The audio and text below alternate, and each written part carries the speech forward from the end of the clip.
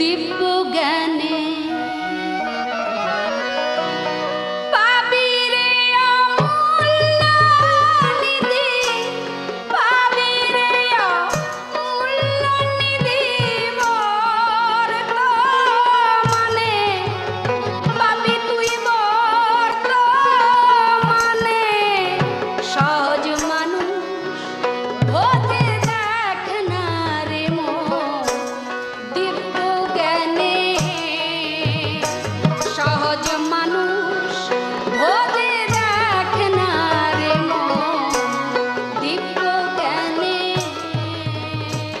শুধু দর্শক, আমন্ত্রণ জানাচ্ছি বাউল গান নিয়ে অনুষ্ঠান মন আমার সন্ধান করিতে। আমাদের এই অনুষ্ঠানে দেশের বিভিন্ন অঞ্চলের বাউল শিল্পীদের জীবন, তাদের গান, সর্বোপরি তাদের বাউল হয়ে ওঠার গল্প তুলে ধরা হয়। আজ আমাদের সাথে আছেন মুন্সিগঞ্জ জেলার সিরাজদি খান থানার বড় শিকারপুর গ্রামের আকলিমা বেগম। আজ আমরা শুনব তার বাউল হয়ে ওঠার গল্প।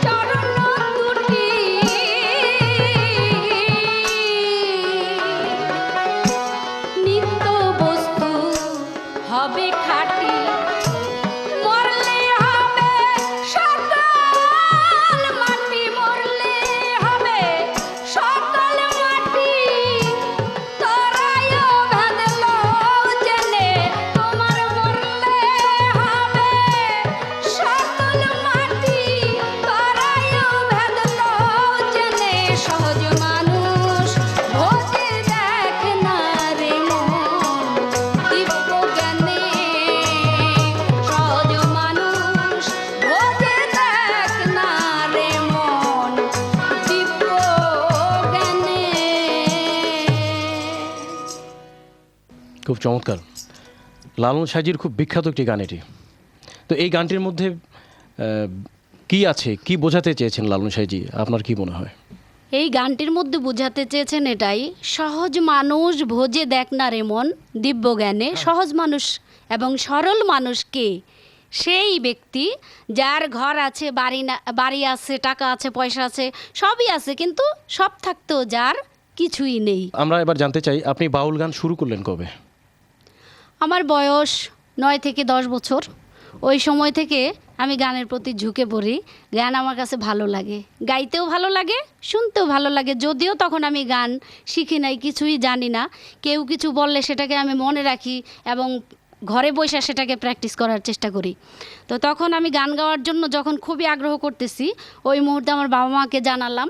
বাবা মাও এই গানকে খুবই ভালোবাসে, এই বাউল গানকে খুবই ভালোবাসে, আমার পরিবারের সবাই ভালোবাসে এই গানকে। তখন বাবা মাও উৎসাহ দিল। তো আপনি প্রথম মঞ্চে কবে গান করলেন? আমি প্রথম যখন মঞ্চে গান করি, আমার ওস্তাদ আব্দুল গনি সরকার, ওনার কাছে গান শেখানোর জন্য দিল আমার বাবা মা। সেখানে যাই, কয়েকদিন ওনার কাছে থাকার পরে একটা তার প্রোগ্রাম আসলো এই মতলব চাঁদপুর জেলায়। সেখানে প্রোগ্রামে ওনার সাথে আমাকে নিয়ে গেল। যাবার পরে ওখানে তার প্রতিদ্বন্দ্বী শিল্পী ছিল, আমার ওস্তাদের প্রতিদ্বন্দ্বী শিল্পী ছিলেন। মানে ওটা কি পালা গানের আসর ছিল? জি জি, পালা গানের আসর। ওখানের শিল্পী ছিলেন মরহুম বারেক সরকার। এই বারেক সরকারের সঙ্গে তার সারা রাতব্যাপী গান হয়, কিন্তু মাঝপথে 2:30-3টা যখন বাজে, তখন সবাই বলল যে ওই ছোট মেয়েটাকে দিয়ে আমাদেরকে একটা গান শোনাইতে হবে। তো আমার ওস্তাদ বলল যে ঠিক আছে, তাহলে তুমি গান গাও। আমার ওস্তাদ ওই গানটা আমাকে প্রথম শিখাইছিলেন। সেই গানটা হলো মরহুম কবি রজব আলী দেওয়ান সাহেবের গান। আমার জনম গেল কাঁদিতে পিরিতি বাড়াইয়া বন্ধুর না মানে চিতে। আমার জনম গেল কাঁদিতে পিরিতি বাড়াইয়া বন্ধুর না মানে চিতে। আগে জানলে পরে এমন পিরিত, জানলে পরে এমন প্রেম আর করতাম না এই জগতে। পিরিতি বাড়াইয়া বন্ধুর না মানে চিতে। আমার জনম গেল কাঁদিতে পিরিতি বাড়াইয়া বন্ধুর না মানে চিতে।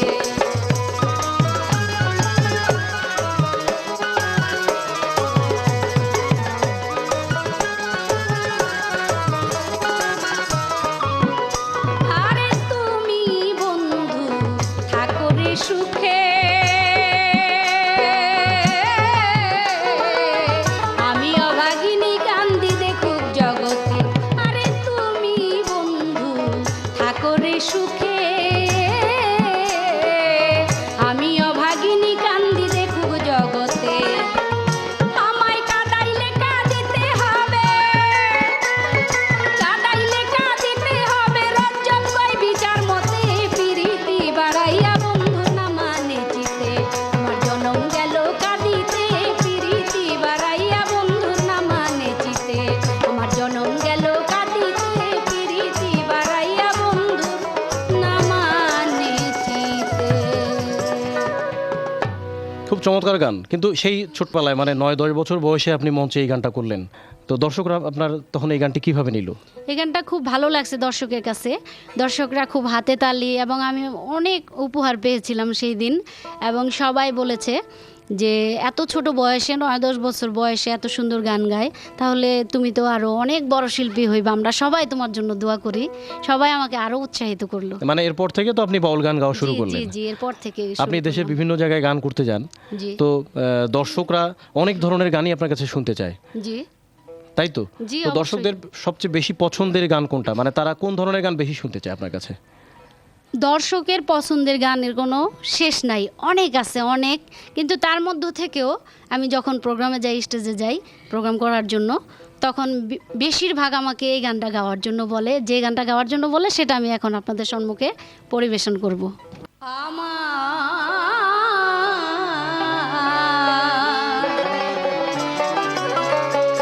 সুখ পাখিটা গেছে মারা একটা তীরে,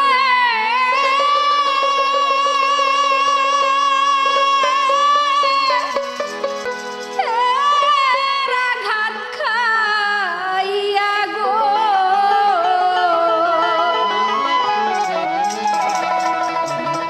আমি আজও কান্দি পাখি তার লাগিয়া, আমি আজও কান্দি পাখি তার লাগিয়া, আমি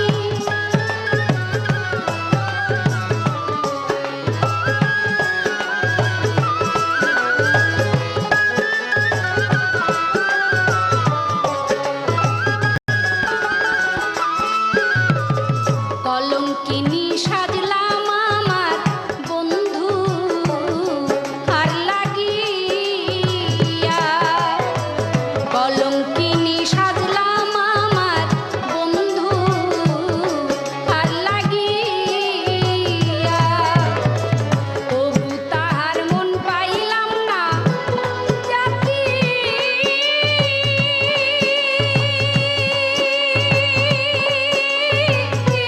কুলমান দিয়া সখী গো, আমি আজও কান্দি পাখি তার লাগিয়া, আমি আজও কান্দি পাখি তার লাগিয়া।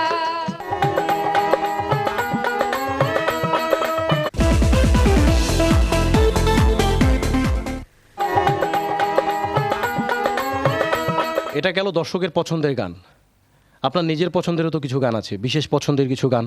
অবশ্যই আমার নিজের পছন্দের অনেক গান আছে, কিন্তু তার মধ্যে আমি দেখি হিসাব করে যে শ্রোতারাও ভালোবাসে অনেক বেশি এবং নিজের কাছেও ভালো লাগে, এইরকম একটা গান আমি সবসময় গেয়ে থাকি স্টেজে।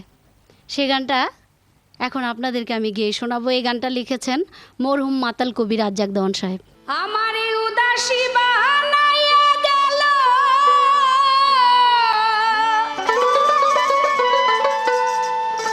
উদাসী বানাইয়া গেল বসন্তেরই কালে গো,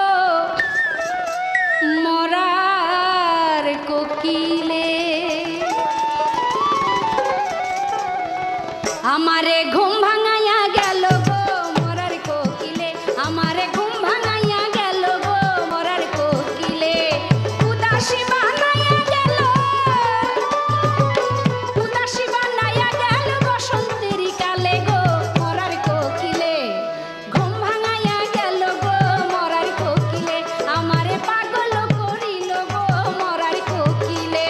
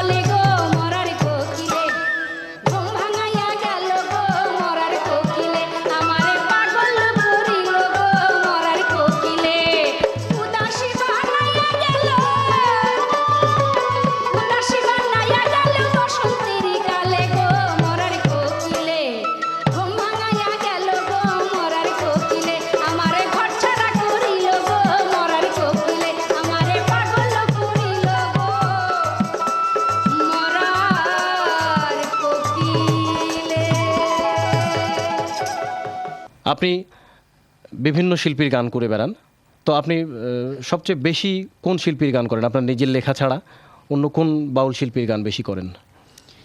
আমি আমার নিজের লেখা গানও গাই, সুরও করি। নিজের লেখা গান আছে, অনেক গান আছে। তো সেগুলোর চাইতে আমি গুরুত্ব দেই অন্যান্য ভালো ভালো আমার চাইতে অনেক বড় বড় গীতিকার, তাদের গানটাই আমি বেশি গেয়ে থাকি। যেমন আমাদের এই দেশে আছে খালেক দেওয়ান, মালেক দেওয়ান, আলফু দেওয়ান, তারপরে রজ্জব আলী দেওয়ান। তো সমস্ত ভালো লাগা গানের মধ্যে আমি এই গানটা একটু বেশি গেয়ে থাকি, লালন সাইজির গান। সেই গানটা আমি এখন আপনাদেরকে গিয়ে শোনাবো। সত্য শুভ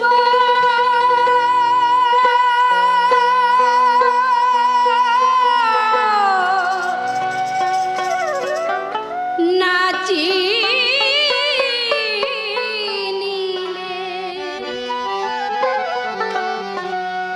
পাপিনে মানুষের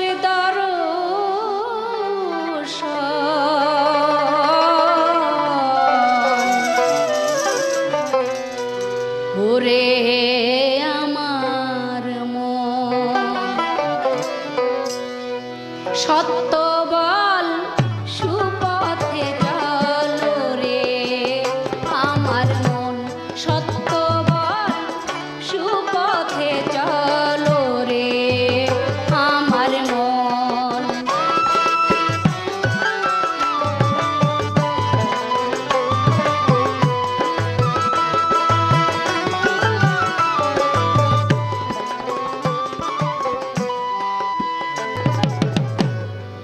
খরিদ্দার মহাজন যে জন বাটকারাতে কম তারে কুশীল করবে জন। খরিদ্দার মহাজন যে জন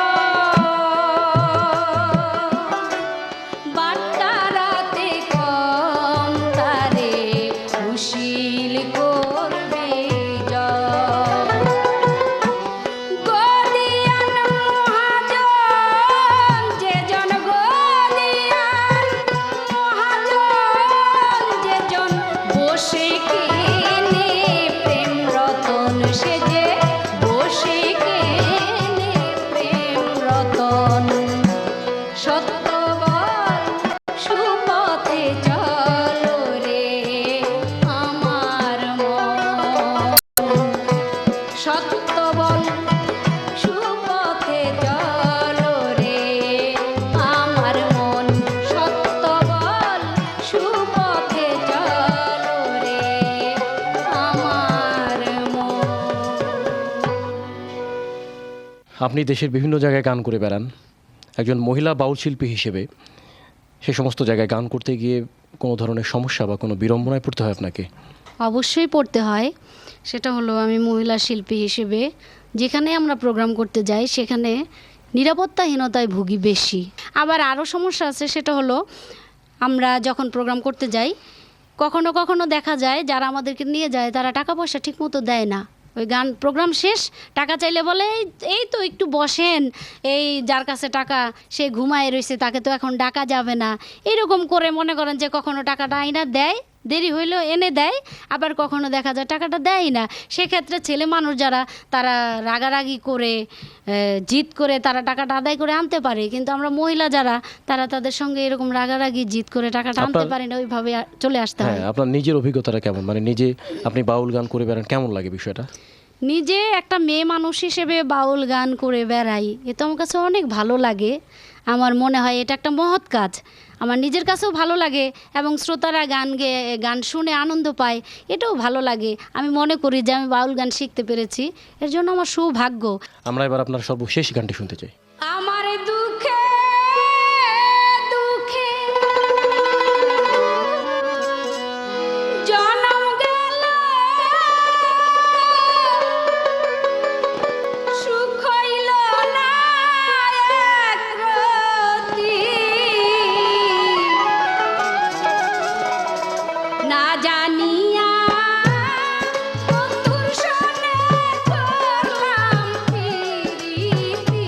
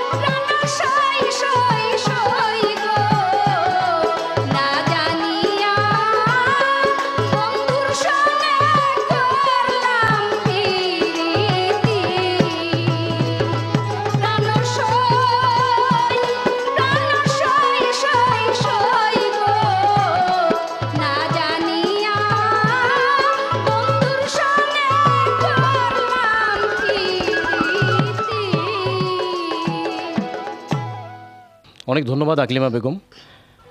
আজ আমরা আপনার অনেক অনেক চমৎকার কিছু গান শুনলাম। আপনার অনেক দীর্ঘ বাউল জীবন আমরা কামনা করছি।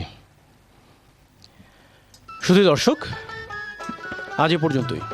আগামী পর্বে দেখা হবে অন্য কোনো বাউলের সাথে।